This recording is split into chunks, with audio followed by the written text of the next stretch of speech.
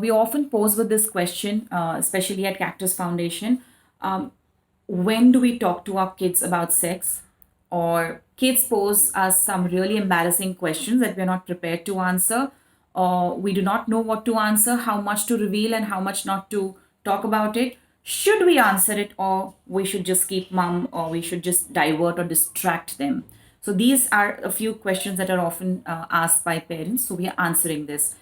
We may not be able to give you specific answers for a specific situation. That will happen in the next of questions. But today, there are some basic guidelines. When you're posed with a tough question, when your child comes up with a tough question, an embarrassing question, or whatever, how is it that you deal with it? First thing, you have to have this basic idea in your mind. As a parent, you have to be mentally prepared, and you have to be clearing your own mental blocks about the various subjects that are around you.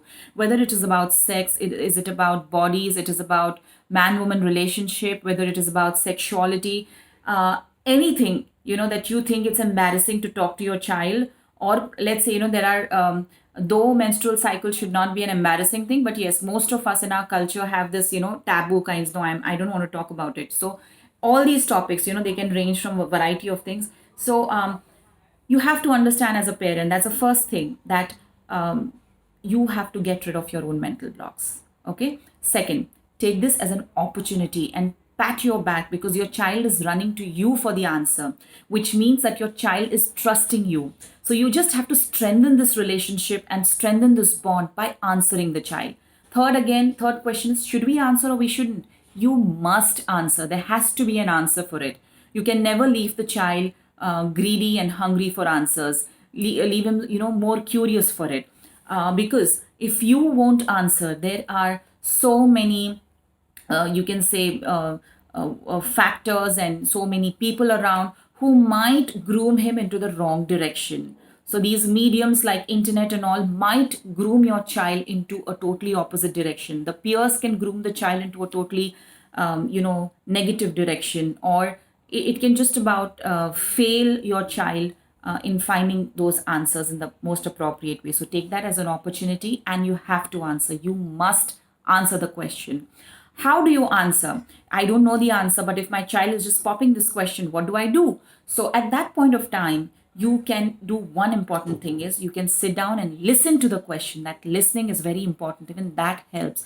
You listen and you understand the question, and then you can actually negotiate with your child and ask your child, that can you give me like 2-3 days, or can you give me a few hours? I need to find some facts about this question that you asked. I know it, but I need some real facts so that I can answer you properly. Can you give me some time? And when that negotiation happens, and you tell him, okay, it's a deal, I'll get back to you after 2 days. And the next step would be that after those 2 days, it should be your initiative to pull your child and ask your child and invite him for this talk where his question is answered.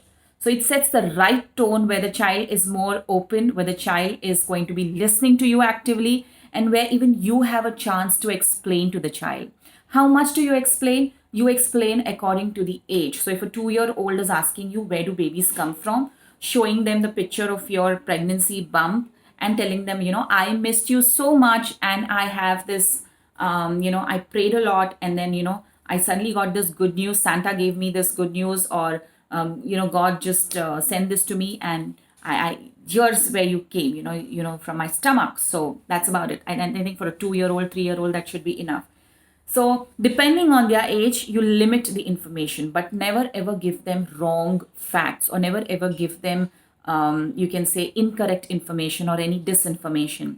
And one more rule, the last rule for this is, don't ridicule the child for asking that question. Don't scold the child for asking that question. Don't judge the child for asking that question. Don't assume things about, let's say if your child is asking you, what do you mean by pornography and blue films, mama? So let's say your child is 8-year-old, 9-year-old, 7-year-old, and since the online education has started due to the lockdown, don't assume that your child is watching blue films.